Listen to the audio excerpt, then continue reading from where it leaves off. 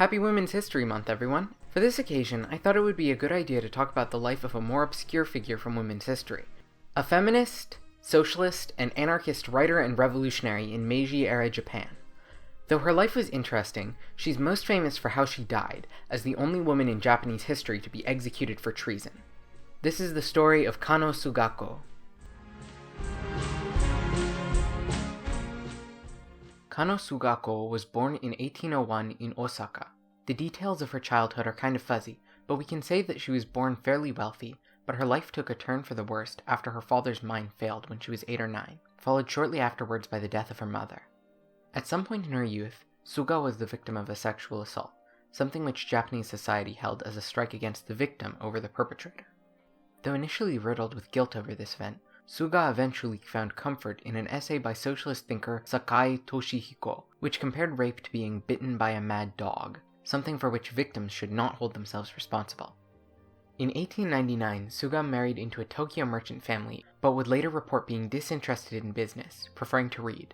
In 1902, Suga's father would be abandoned by her stepmother after he experienced a stroke, and Suga divorced her husband and returned home to care for her father and younger sister, Hide.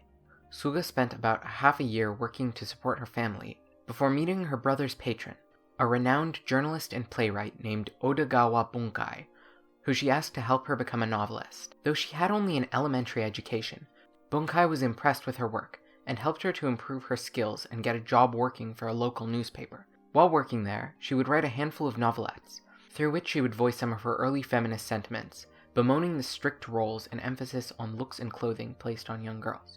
Incidentally, though the newspaper was one of the better paying jobs for women of the time, Suga still only made about a third as much as her male peers. Suga seems to have been fairly close with Odagawa Bunkai, and when she was hospitalized with dysentery in November of 1902, he arranged nursing for her, visited her in the hospital, and took care of her family when she was gone. While she was in the hospital, he also encouraged her to read the Bible, beginning an interest in Christianity which would continue for several years afterwards.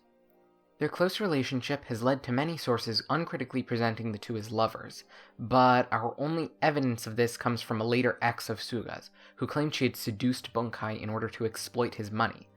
This lover claims to have only found out about this relationship after he and Suga had separated, however, which makes it seem a lot more like gossip readily accepted by a jilted ex. Unfortunately, the presentation of Suga as an archetypal evil seductress would crop up repeatedly during her life, and would be readily propagated after her death to paint her as bankrupt of Meiji Japanese morals. Christianity and socialism were heavily associated in Japan at this time, with their mutual focus on charity and reform. Suga's socialist leanings therefore went hand in hand with Christianity, and she was baptized later in 1903. She became involved with the Fujin Kyofukai, or Women's Moral Reform Society, which was working to dismantle Japan's system of licensed brothels, and Suga wrote articles in support of this cause. These came tinged with more than a little elitism, condemning fallen women as a disgrace to the nation. Though Suga's feminism would evolve over time, at this point she was less consistent in her opposition to idealized womanhood, and her anti-prostitution stance often reflected the same sort of prudish morality which would later be applied in demonizing Suga herself. Suga's other major topic of focus during this time was pacifism. As Japan edged towards war with Russia, Suga published a short story with a pacifist slant in one of the 2 religious newspapers she started working for. Meanwhile, Sakai Toshihiko, the man whose work had comforted Suga after her rape, resigned from the newspaper where he worked due to its pro-war stance, along with his fellow anti-war socialist Kotoku Shusui. The two founded a newspaper called the Heimin Shinbun, or Commoner's News, of which Suga would become a reader. After the outbreak of the Russo-Japanese War, Suga found herself in a divided religious community. While many Christians took up a pacifist stance, others leaned in a more nationalist direction, supporting the war in order to gain a better standing in Japanese society.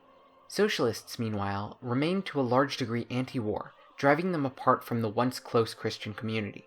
As Kotoku would write in December of 1906, "The Japanese diplomatists suddenly began to put on the mask of Western civilization and eagerly welcome and protect Christianity, and use it as a means of introducing Japan to European and American powers as a civilized Christendom. On the other hand, Christian priests, taking advantage of the weakness of the government, got a great monetary aid from the state, and under its protection, they are propagating in full vigor the gospel of patriotism.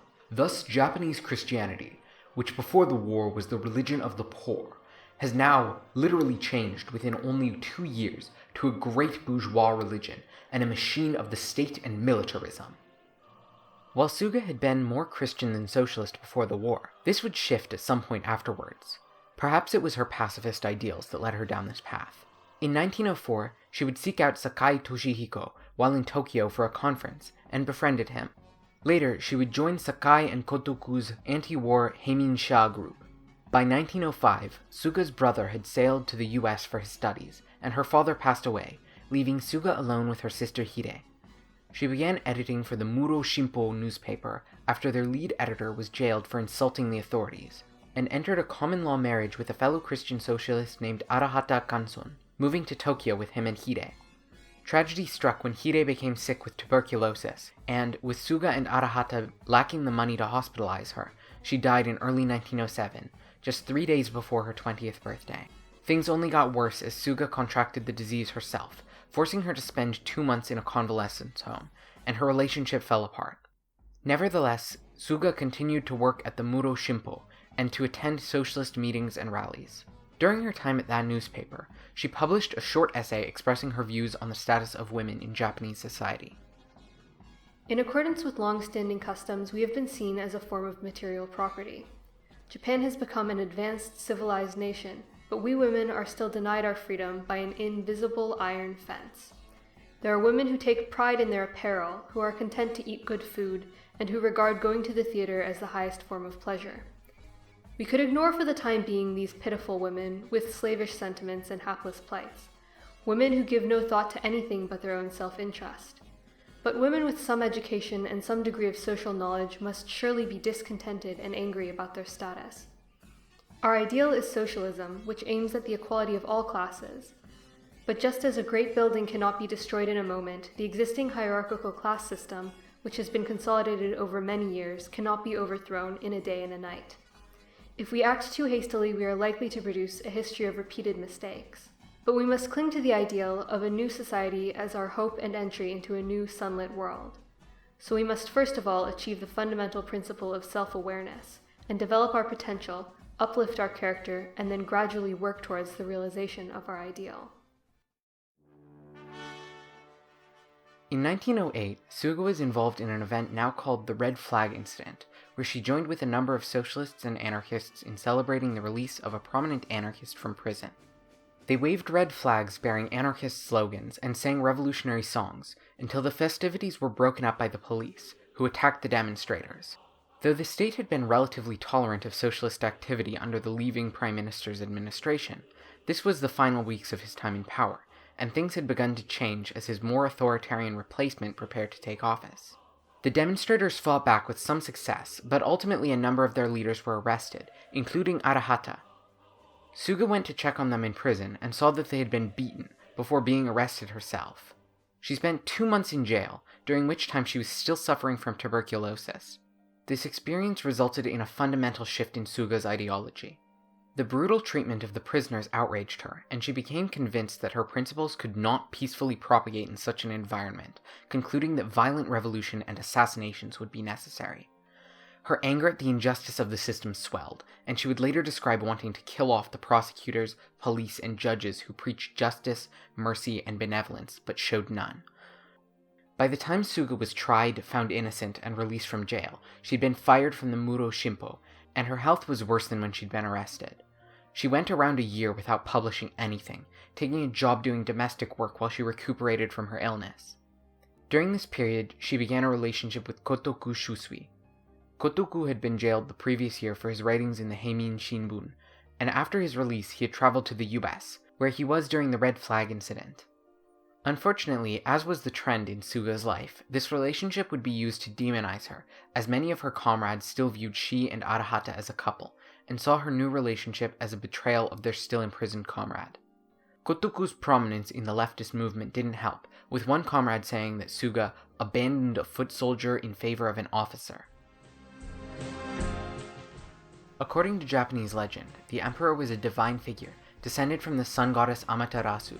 Leftist figures had been questioning this narrative for some time, including anarchist thinkers such as Heimin-sha member Morochika Unpei and Uchiyama Gudo, who wrote that the emperor was no more than a common bandit steeped in mythology to justify his theft. Compelled by these writings, in 1909 a factory worker named Miyashita Daikichi hatched a plan to demonstrate the emperor's mortality. He built bombs with the intention of assassinating the monarch, and approached several fellow anarchists to assist him. Suga was enthusiastic about the plan, likening it to the actions of Sofia Perovskaya, a Russian socialist who had participated in the assassination of Tsar Alexander II. Gotoku, meanwhile, was less excited, having previously argued that assassinating political leaders was worthless for anarchists, who wanted to change the entire political system. 2 more people became involved with the conspiracy, including an admirer of Gotoku and someone recruited by Suga. In May of 1909, though, Uchiyama Gudo was arrested, and the police began closely watching the members of the Heimin-sha. Suga had begun writing again for a new journal founded by her and Kotoku, and was sentenced to a 400 yen fine, or 3 months in prison, over what she published. Lacking the money to pay the fine, Suga went to prison. In May of 1910, with Suga still in prison, Miyashita gave the bombs to a friend for safekeeping, but was promptly turned over to the police. The plot was quickly pinned on Kotoku, and the state rounded up everyone associated with him to be tried. 26 people were accused of involvement in the plot, with Suga being the only woman among them. All but 2 were sentenced to death, though 12 of these sentences would be commuted to life in prison the next day. At her trial, Suga was open about her beliefs and motivations. She announced that even among anarchists, she was among the more radical thinkers, and explained how her experiences after the Red Flag incident had convinced her of the need for violence. She expressed that her only regret was that the plan failed over such silly mistakes. However, while she showed contempt for her prosecutor and the anti-democratic prince, reveling in the fantasy of killing them, she expressed a different sentiment toward the emperor. She explained, I hoped to destroy not only the emperor but other elements too. Emperor Mutsuhito, compared with other emperors in history, seems to be popular with the people and is a good individual. Although I feel sorry for him personally, he is, as emperor, the chief person responsible for the exploitation of the people economically. Politically, he is at the root of all crimes being committed, and intellectually he is the fundamental cause of superstitious beliefs. A person in such a position, I concluded, must be killed. While awaiting her execution, Suga wrote extensively in her diary. She did this not only for her own sake, but for her comrades outside. The prison censors would limit what she could send out in letters, but she assumed her friends would be able to read her thoughts in full through her diary. Suga expressed rage at all the innocent people who'd been sentenced over the actions of a few, including not only Kotoku, but also many of his associates who'd never even heard of the plot. Though Suga didn't express fear for her own death, her writings in the days before her execution give us a glimpse into her mental state. She scrawled out several poems on eternal life across the pages of her diary. Whether this represents a consideration of the afterlife, or Suga's hope to be immortalized as a martyr to the cause, it's impossible to say. What we can say is that Suga was thinking a lot about death. Being firmly materialist at this point, Suga made a point of announcing that she cared little what happened to her body after she died. She wrote about her sister's burial in a Buddhist cemetery, and about the absurdity of religious rituals such as placing food on the graves of the dead. Yet, she admitted to leaving such offerings anyway, if only because doing so eased her grief. She asked her friends to pay for the upkeep of Hide's grave, as she'd neglected to do so. She further requested that they pay for a new, clearly marked tablet for Hide, expressing concern over the idea of her brother returning to Japan to find it looking like the unmarked graves of those who died without families. And she wrote to her brother asking that he erect a proper gravestone for Hide when he returned from America. In the diary, she would further remark on martyrdom, especially after a visit from a Buddhist prison chaplain. The chaplain told her of one of her condemned comrades finding faith after his sentence, and thus losing his anxiety over death. Then he encouraged me to find solace in religion as well. I replied that I could hardly have more peace of mind than at present. It's a bit of a joke that an anarchist who categorically denies all power should suddenly in the face of death cling to one such power, the Amida Buddha, claiming he has found peace of mind. Still, I think that what Numanami said was fair enough given his position as a religious man and chaplain. I, however, have my own sort of preparedness and solace. Sacrifice is a step that some must take. It was only after many sacrifices were made following the coming of the Sage of Nazareth that Christianity became a universal religion. Bearing that in mind, the sacrifice of so many of us is not so significant after all. These feelings, which I spoke about in the courtroom at the end, are always with me. I am confident that our sacrifice now could never be futile. It cannot fail to have some meaning. Therefore, I firmly believe that right up to the very last instant on the gallows, I will embrace in death a precious feeling of self-respect and wonderful solace in being a sacrifice for the cause. I firmly believe that I will attain a peaceful death free of uneasiness or anguish. On January 25th, 1911, Suga was marched to the gallows. She didn't know it, but all of her condemned comrades had already hung, with hers being the final execution. She was described as going to her death as if happy, wearing a smile and composed. After the cords had been secured around her neck, in the instant before the floorboards dropped beneath her, she was said to have yelled, "I die for the cause, banzai." The 12 executions of that day marked the beginning of the winter period of anarchism in Japan. After the plot against the emperor was discovered, every anarchist in the country found a target on their back, with 24-hour surveillance on all known anarchists. The Japanese empire would only become further right and more authoritarian over time, and the left-wing movement would take decades to experience a resurgence. Despite her dismissal of superstition, Suga's friends seemingly decided that she would want her body to rest alongside her sister, and she was buried in the same Buddhist cemetery. The only woman to be hanged for treason in Japanese history, and a dedicated opponent of unjust hierarchies, Kanno Sugako remains an icon of feminist resistance to this day. Though her ideals have yet to be realized, perhaps she would take some comfort in knowing that her legacy lives on.